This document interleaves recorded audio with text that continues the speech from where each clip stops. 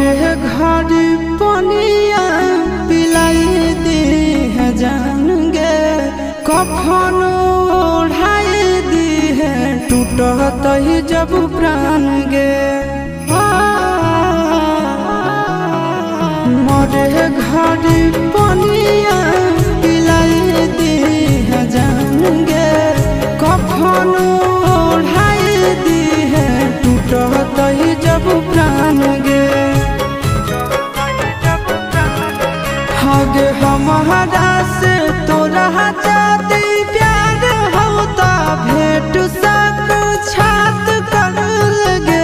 हगे सोनाया रावा हो भरती पाटनवा में आके मुलाकात कर लगे। हगे सोनाया रावा हो भर